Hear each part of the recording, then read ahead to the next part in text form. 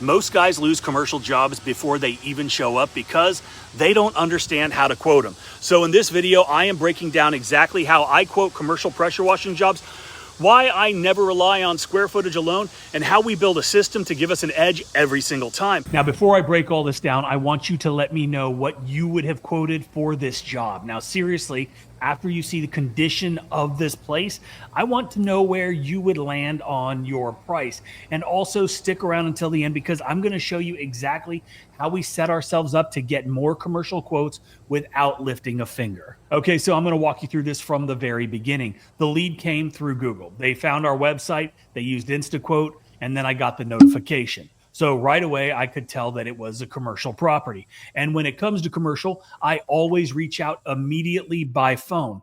Residential, I let our automation do its thing. But if you're brand new and your lead flow isn't great, then you need to call every single lead that comes into your business immediately, every single time.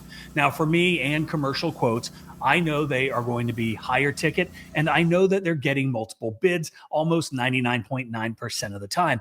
And the faster that I can reach out, the more likely I am to be the first one that they talk to, the first one who's able to build a relationship, build some trust, and the first one who gets the opportunity to win the job. Now, we built systems to make all of this possible. I mentioned that they found us on Google and they went to our website, and that is why we launched budgetbuiltsites.com. So guys like us can get found on Google fast. It's a free website. You just pay for hosting. It's SEO and GEO optimized right out of the gate. There's no waiting 3 weeks for a website agency to slap together some cookie cutter site that costs 10 times more and isn't much better. And on top of that, we've got InstaQuote powered by QuoteIQ embedded right there on our website. So customers can get what they want the most. And that is they want to get a price, they want to get it fast, and they want to get on the schedule. They are busy. They don't want to waste time. And this lets them do that. You have to meet customers where they are. And if you don't, they're going to find somebody who does. So if you don't have anything like this in place,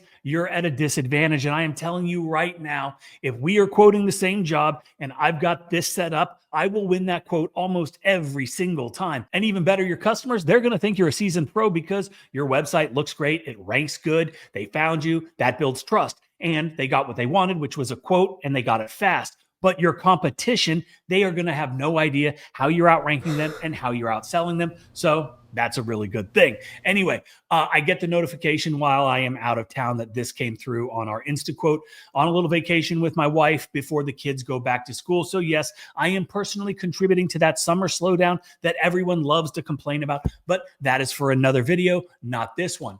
Anyway, like I said, we're driving back into town and I decide to swing by the property to have a look because, like I said, already talked to the customer, wanted to, get in contact with them quick, wanted to lay eyes on it and get them an estimate quick. So I pull up, and as soon as I get there, it's a disaster, right? The plaza was built probably a decade ago. It doesn't look like it's ever been cleaned. Like, it is probably the nastiest place that we've ever attempted to quote or clean. Every surface as bad as it's going to get. So I start taking some pics and I send them straight to the owner. I want them to see what I see. And I'm sure they already know. That's why they called us. But this isn't just dirty. It is completely neglected. And they need to understand that before that they see my price. And after talking to the point of contact, who's the owner, or there was a husband and wife owner, I knew what I was going to be getting. And they were going to be shopping around, definitely. They were going to try and beat me up on price. I knew this from experience. And they were going to look for probably the cheapest guy. And usually because of this, because of my experience and, dealing with a lot of different people, I usually would just walk away from a job like that. But we were driving by, the size was decent. If they accepted my quote, that would be great. And this is how I quoted it. I open up QuoteIQ. I drop the address in. I use Map Measure Pro to get the square footage of the building, and then I measure all of the concrete. Now, if I was just going by square feet, then I would be done. I would push send, and that would be it, right? But here's the thing. I never price just off of square footage, right? I use a fluid method, especially for commercial. Now, this place had crazy, nasty buildup like you can see. And most every surface, with the exception of the brick down below, was Dryvit. So that decade worth of organic growth and everything else was just embedded into the Dryvit. Just complete neglect, right? Not only that, but there was bad drainage, stains, ripped awnings, leaky doors, busted outlets, broken cameras.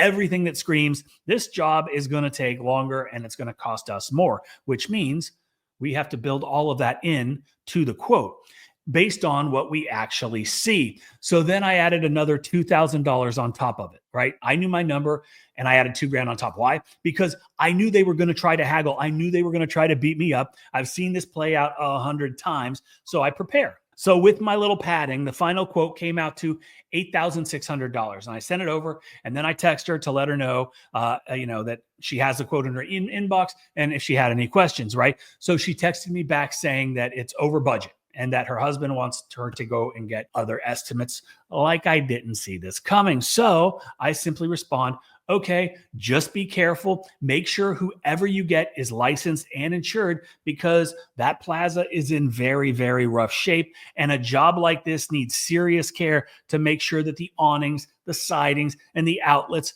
aren't damaged. And she said, I need to talk to my husband. So a few hours later, she texts again and she says, can we do $7,000? Also, we need to know if you can do this once a year. We like to know the price for a service regularly. Thanks. Which kind of made me laugh because now after all of this time, they want to do a regular service. But again, this is one of my favorite things that customers say, right? The promises of more work, the promises of telling our friends and more promises of more work than you can ever imagine because I know so many people, blah, blah, blah, right?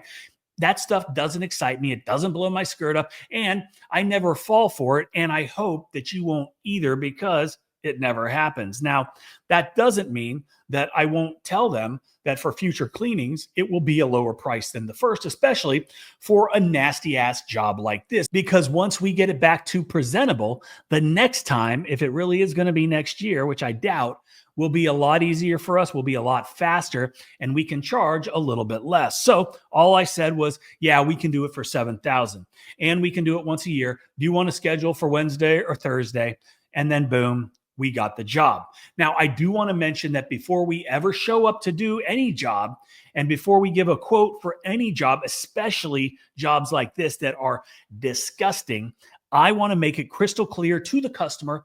And like I said, a place like this that's never been cleaned, while we're going to make it look 1,000 times better, it ain't magic. I'm not David Blaine, and there is not going to be any miraculous change other than the massive difference that we can make to what we're dealing with. But this isn't new construction cleanup, right? It's over 10 years of buildup.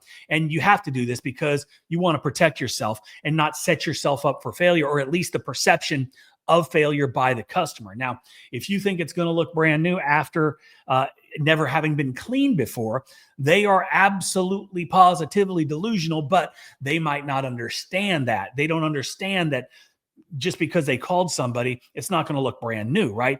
And they just don't understand. So it's our job to educate them, to tell them, to let them know. Now, I also do a lot of coordination, as you do with any of these larger jobs, right? The logistics, right?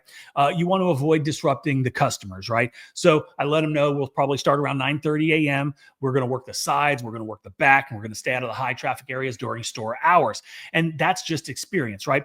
Knowing how to keep operations as smooth as possible so we don't become a problem for the people that own the businesses and their customers. But even a seasoned pro like me can screw up. And I did.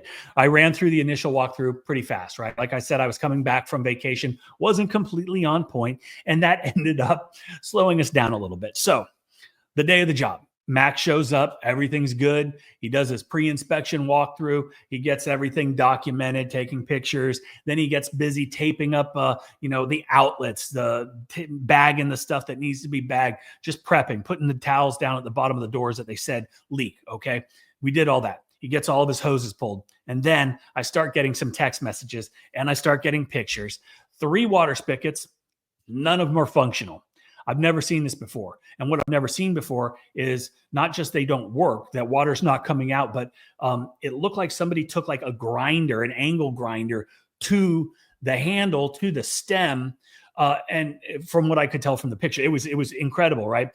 And I couldn't figure it out. And so I drive over. And as I'm driving, I send the owner the pics of the spigots, thinking that we might have to delay until they can get a plumber out to put on a new spigot so we can have water. But I told Mac to go to the different shops and ask if they had any possible water supply inside. Now, the barber shop gave him the owner's number.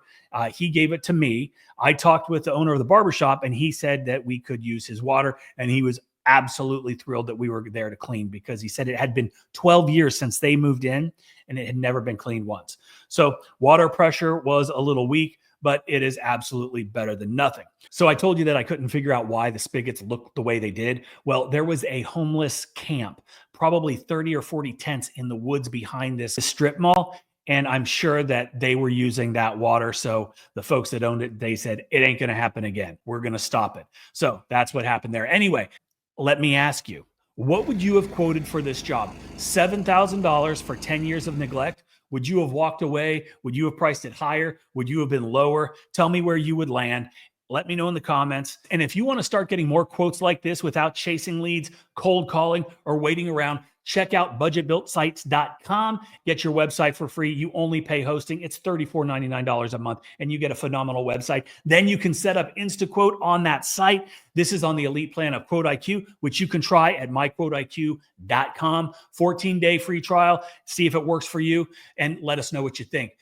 But this is how we keep winning those jobs while everyone else is still waiting to get found online. And that's it, guys. Hope you enjoyed the video, and best of luck.